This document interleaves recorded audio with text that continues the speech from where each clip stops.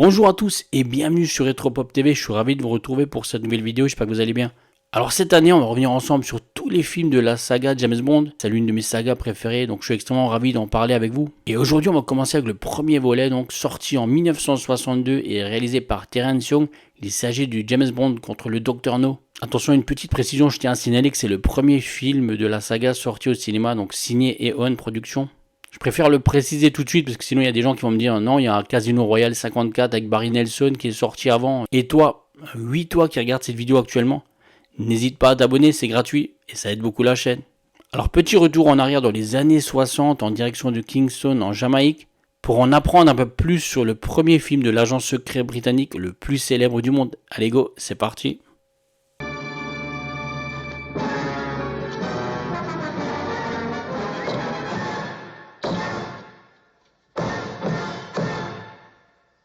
Alors James Bond 007 contre Dr No est un film d'espionnage britannique réalisé par Terence Young, sorti en 1962 en Angleterre et en 1963 en France.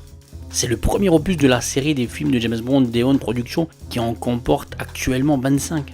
Il est tiré du roman Dr No de Ian Fleming, publié en 1958, sixième roman mettant en scène l'espion.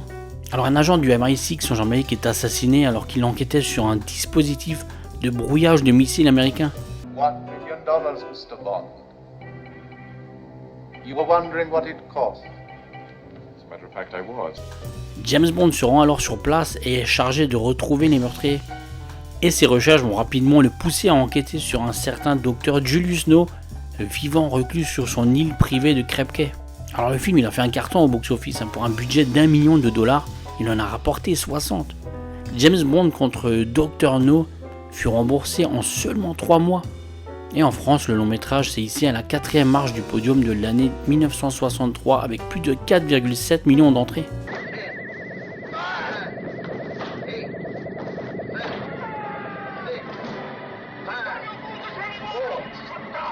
Le 5 octobre 1962, une saga est née.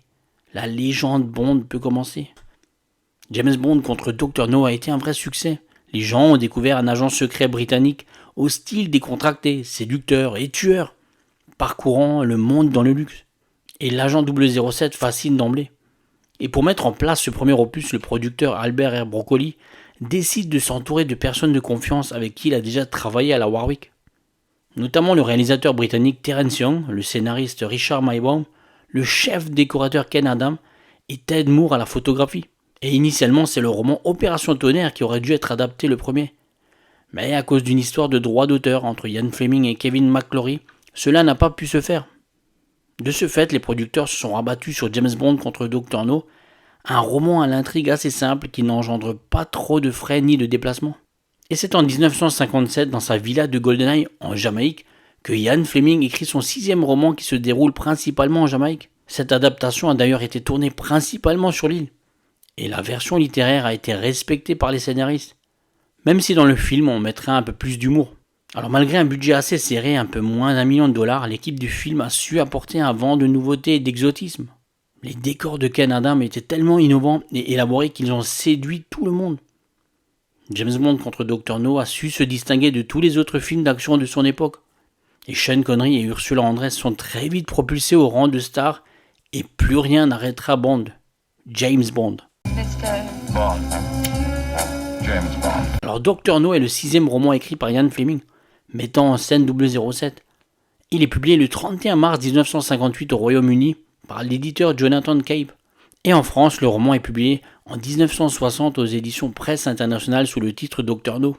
C'est en 1964 que le roman est rebaptisé James Bond contre Dr No chez les éditions Plomb.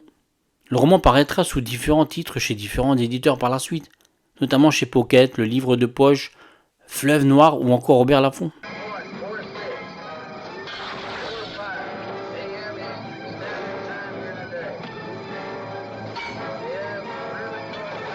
Alors au niveau du casting pour le rôle de 007, la production avait pensé à Cary Grant, Patrick McGowan, Peter Finch, Richard Burton, David Niven, mais tout cela ne s'est pas fait. Alors soit ils ont refusé, soit ils étaient trop chers, soit ils ne voulaient pas s'engager pour plus d'un film. Et Terence Young a alors choisi de confier le rôle à un quasi-inconnu nommé Sean Connery, qu'il façonna de la tête aux pieds. Ainsi, chaque geste, chaque parcelle du look de James Bond s'inspire des goûts de luxe du metteur en scène britannique. Et 2 semaines avant le début du tournage, aucune actrice n'avait été choisie pour le rôle de Honey Rider. L'acteur John Derek montre alors au producteur une photographie de sa femme de l'époque, Ursula Andress, qui n'avait tourné qu'1 ou 2 films. Et elle est engagée sans même passer d'audition. Et elle accepta le rôle pour faire plaisir à son ami Kirk Douglas, et ce rôle constituait vraiment sa première grande apparition au cinéma. Ursula Andress est considérée dans ce rôle comme la quintessence de la James Bond girl, avec un statut d'icône particulière. Le rôle du Dr No est initialement proposé au Suédois Max von Sydow, ainsi qu'au cousin de Ian Fleming, Christopher Lee. Mais c'est finalement l'acteur canadien Joseph Wiseman qui décroche le rôle. Et c'est Eunice Gayson qui devait initialement jouer Miss Moneypenny, mais le réalisateur Terence Young décida de créer pour elle un autre personnage récurrent, celui de Sylvia Trench. Mais à la différence de Moneypenny, Sylvia n'apparaît que dans 2 films. Et c'est Lois Maxwell qui décroche le rôle de Miss Moneypenny, donc la secrétaire de M. Et honnêtement, vu le nombre de films qu'elle a fait, c'était le bon choix. Carte. 9 à la banque. Et Encore 4. une plaque de 1000. J'admire votre courage, mademoiselle. Trench. Sylvia Trench. Alors on va revenir ensemble sur les premiers codes de la saga. Alors oui, il n'y a pas encore Q, il n'y a pas encore de scène pré-générique, pas vraiment de gadgets, mais quelques aspects récurrents de la série des James Bond sont instaurés et font leur apparition dans ce premier opus. La séquence du gun barrel et le générique d'entrée stylisé est réalisé par l'excellent Maurice Binder, en filmant à l'intérieur d'un véritable revolver au moyen d'une caméra miniature. Mais alors attention, dans ce premier gun barrel, ce n'est pas Sean Connery qui tire, mais Bob Simmons, le responsable des cascades. On a également l'apparition de James Bond avec la phrase culte Bond, James Bond, qui dès lors est repris dans la majorité des films. On a l'apparition de la James Bond Girl, interprétée ici par Ursula Andress, lors d'une scène culte que tout le monde connaît. Et Terence Young a voulu rester fidèle au livre de Ian Fleming, dans lequel Honey Rider arrive sur la plage, tel le tableau de la naissance de Vénus de Botticelli. L'actrice, elle, n'a jamais compris pourquoi la scène est si appréciée. Pourtant, elle a connu un immense succès. On a également la première apparition du chef du MI6, donc M. On a le célèbre Walter PPK. Et bien entendu, le verre de vodka martini au shaker, pas à la cuillère. It's 007. No, sir. All right then. Best of luck. Thank you, sir. Ah, maintenant, on va parler un petit peu des personnages, notamment des adversaires. Donc, Dr No, interprété, comme je l'ai dit, par Joseph Wiseman. Le Dr No est le premier adversaire de James Bond. Il est le fils d'un missionnaire allemand et d'une jeune chinoise de bonne famille. Et Dr No était le trésorier de l'un des plus gros syndicats du crime en Chine, et il en profita pour leur escroquer 10 millions de dollars. Se considérant comme un génie des sciences, il est tout de même rejeté par les communautés scientifiques de l'Est et de l'Ouest. Et pour se venger, il rallie le Spectre, et depuis son île de Crab Cay, au large de la Jamaïque, il sabote les lancements des fusées américaines. Dr No a la particularité d'être équipé de mains métalliques suite à une expérience sur la radioactivité qui a mal tourné. Il fait vraiment partie des plus grands criminels au monde. L'acteur canadien Joseph Wiseman est parfait dans ce rôle. Il n'était certes pas le premier choix du casting, mais sa présence et son charisme ont fait de lui un premier adversaire inoubliable.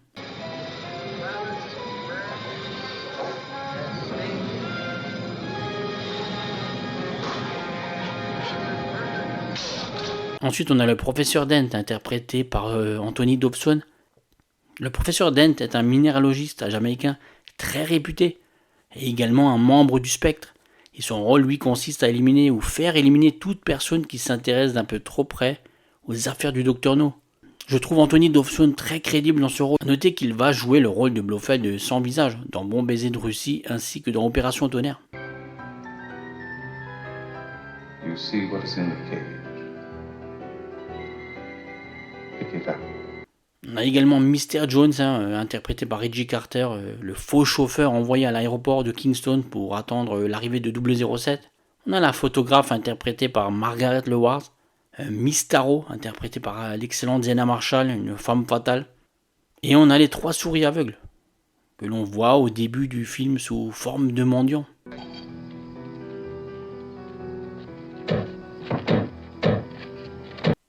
Alors au niveau des Bond Girls, on a la première, notamment Sylvia Trench, interprétée par Eunice Gayson. C'est la toute première conquête de James Bond au cinéma. Elle fait connaissance avec 007 au casino privé Le Cercle à Londres. Et Bond l'invite à jouer au golf le lendemain. Mais elle s'introduit dans son appartement le soir même. Et lorsque Bond rentre à son tour, il la recouvre vêtue d'une de ses vestes de pyjama, en train de travailler son putting. Elle que l'on retrouvera également en compagnie de Bond dans Bon baiser de Russie, en train de pique-niquer au bord de l'eau. Et malheureusement pour elle, ce sera sa dernière apparition. Ensuite, on a Honey Rider, donc interprétée par Ursula Andress. C'est la Bond girl par excellence. Hein. C'est une femme courageuse, intelligente et dotée d'une beauté fascinante. Alors qu'elle est à la recherche de coquillages pour les revendre, elle fait la connaissance de Bond et de Quarrel sur l'île de Crab Cay. Mais son arrivée sur l'île en bateau à voile a été repérée par les hommes du Dr No. Honnêtement, Honey Rider est tout simplement la Bond girl, celle qui a ouvert la voie à toutes les autres. Tout comme Sean Connery, c'est la première à jamais. Et plus de 60 ans plus tard, personne n'a oublié la scène mythique où elle sort de l'eau en bikini. Grâce à ce rôle, la sculpturale suissesse Ursula Andress est devenue une vraie icône de la saga.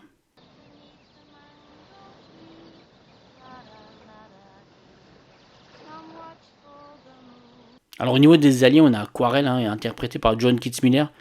Quarrel est en apparence un modeste pêcheur jamaïcain, mais ce n'est qu'une couverture qui lui sert à cacher son activité pour la CIA. Et après la mort de Strongways, qui l'avait aidé à collecter des roches sur plusieurs sites dont l'île de Crab Cay, il devient l'allié de Felix Leiter et James Bond. A noter que 11 ans après, dans Vivre et laisser mourir, avec Roger Moore, c'est Quarrel Jr. qui travaille également pour la CIA et qui aide Bond lors d'une mission sur l'île de San Monique.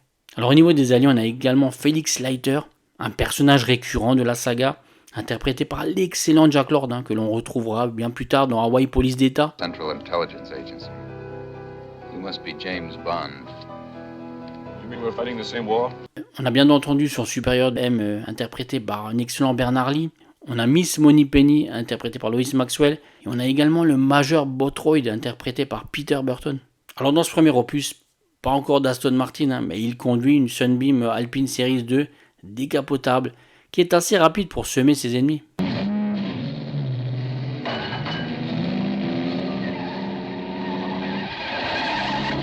Et en termes de véhicules, on a également le fameux Tank Dragon, qui constitue vraiment une des défenses du Dr No sur son île de Crab Cay. Déguisé en dragon pour écarter les Jamaïcains un peu superstitieux, ce char est équipé d'un lance-flamme et est piloté par 2 hommes.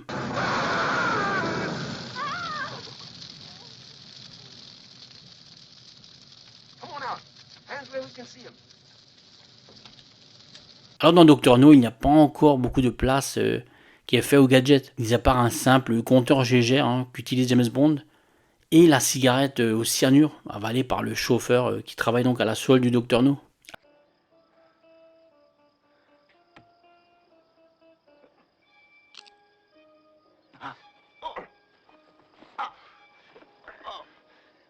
Que le diable vous emporte. Alors au niveau des armes, Bond est très réticent de se séparer de son fameux Beretta 25, qui est plus léger, mais il est contraint par son supérieur M d'adopter le Walther PPK 7,65 avec silencieux incorporé, un pistolet plus maniable utilisé par la CIA qui s'enraye beaucoup moins. Vous n'aviez que 6 coups.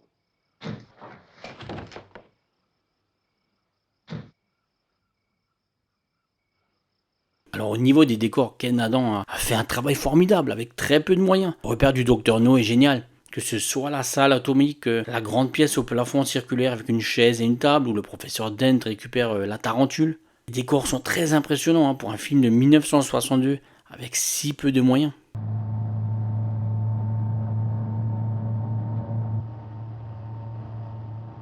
Prenez tout de suite à droite. Le tournage, lui, débute par la séquence de l'arrivée de Bond à l'aéroport Norman Manley à Kingston. Et pour les scènes extérieures, le film fut intégralement tourné en Jamaïque du 16 janvier au 21 février 1962. Alors notamment à Ocho Rios, à Kingston, à la plage de Logging Waters pour la scène mythique où Ursula Andress sort de l'eau, et à Falmouth dans les marais salants de Vanzi. Les scènes d'intérieur, elles, ont été tournées à Londres au studio de Pinewood du 26 février au 30 mars 62. Et bien entendu, que serait les James Bond sans la musique ? La bande originale de ce premier opus a été composée par Monty Norman. Et c'est également lui qui a créé le mythique James Bond thème. Pourtant, le succès de ce thème doit beaucoup à John Barry. Ce dernier l'a arrangé et l'a réorchestré.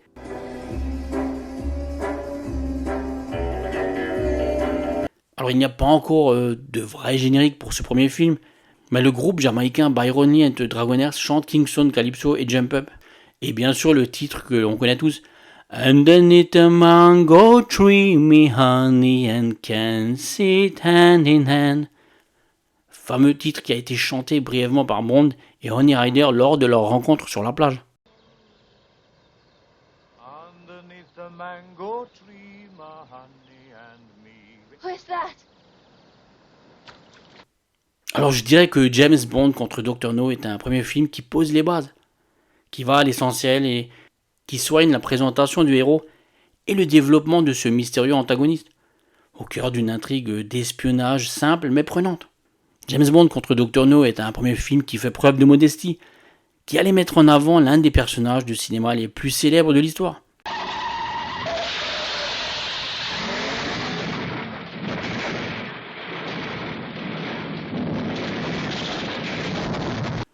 Et cette première adaptation de Bond est un très bon film, mais il n'aurait jamais connu un tel succès sans l'interprétation de Sean Connery.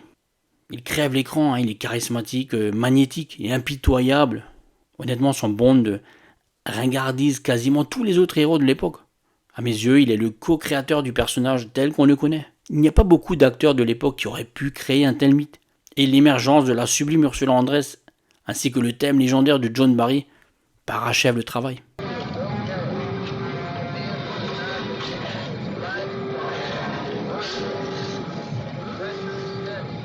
Voilà ce que j'avais à vous dire sur James Bond contre Dr. No. Maintenant, dites-moi vous dans les commentaires ce que vous avez pensé de ce premier opus, de cette saga, et si vous appréciez la saga James Bond ou pas. Alors comme d'habitude, pensez à vous abonner si ce n'est pas déjà fait, à mettre un pouce bleu si vous avez aimé le contenu et à partager sur tous vos réseaux sociaux. C'est comme ça que vous aidez à faire connaître, à faire grandir la chaîne, et je vous en remercie.